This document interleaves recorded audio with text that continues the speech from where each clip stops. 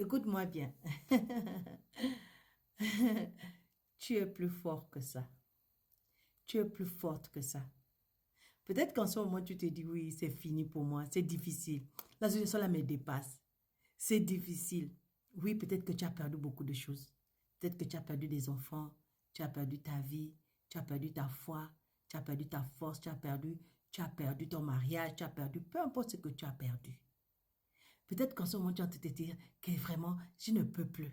Je n'ai plus de force, je n'ai plus de courage. Seigneur, Seigneur, qu'est-ce que je dois faire, Seigneur? La Bible dit dans 1 Pierre chapitre 4, verset 12, Bien-aimés, ne soyez pas surpris. Il ne faut pas que ce soit une surprise pour toi. Comme d'une chose étrange qui vous arrive de la fournaise qui est au milieu de vous, pour vous éprouver. Le problème là est là pour te tester. Quand tu lis la Bible ou tu écoutes la parole de Dieu ou tu m'écoutes enseigner, tu as la théorie. Maintenant, après la théorie, il faut la pratique. Comment tu vas savoir que tu es fort si tu n'as pas passé la pratique? Si tu n'as pas réussi la pratique?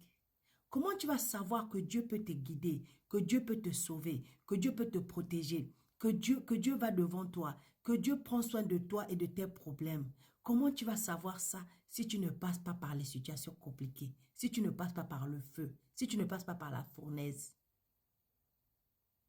Il faut que tu passes par là pour que ta foi soit testée, pour que tu puisses dire avec foi, comme, comme Job a dit, avant j'avais entendu parler de toi, maintenant mes yeux t'ont vu. Tu ne peux pas le voir tant que tu n'as pas goûté le Seigneur. David a dit, goûtez et voyez comme le Seigneur est bon. Tu le goûtes quand? Tu ne le goûtes pas quand la vie se passe, quand tout se passe bien, quand tout est tranquille, quand tu es en paix, quand tu as de quoi manger, quand tes enfants sont avec toi, quand tout est parfait. Tu le goûtes quand tu es en plein feu, quand tu es au milieu du feu, quand ça ne va pas. C'est là où tu passes à la pratique. C'est là où tu dis, il est écrit.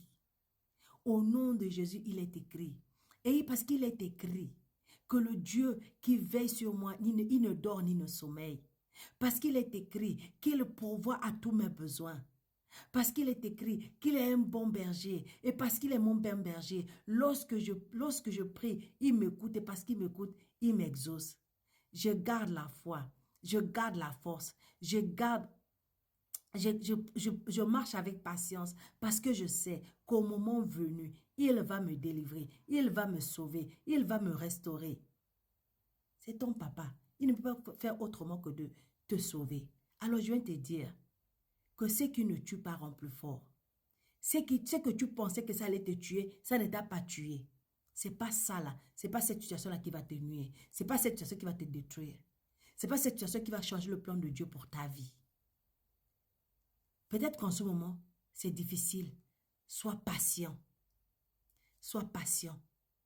Mais sois patient avec foi. Sois patient avec cette certitude que Dieu agit. Parce qu'il agit, tu verras l'accomplissement.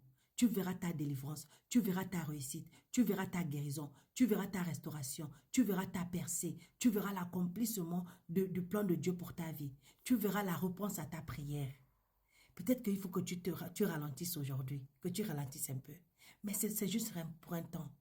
Parce que Dieu va accomplir ce qu'il t'a promis. Il est fidèle, n'oublie pas ça. Garde la foi. Tu es un champion. Rien ne peut te nuire. Rien ne peut t'atteindre. Rien ne peut te renverser. Rien du tout. Tu es en Christ. Christ est en toi. Vous êtes un. Et si Dieu est avec toi, si Dieu est pour toi, qui peut être contre toi? Si Dieu est pour toi, qui peut te tuer? Qui peut te nuire? Qui peut te renverser? Qui peut te vaincre? Alors garde la foi, sois patient. Il agira certainement. Parce que tu es plus fort que ça. Et je sais que ce test-là, tu vas le traverser et tu vas le réussir. Crois-moi, tu vas le réussir. Avec Jésus, tu vas réussir. Tape Amen. Shalom.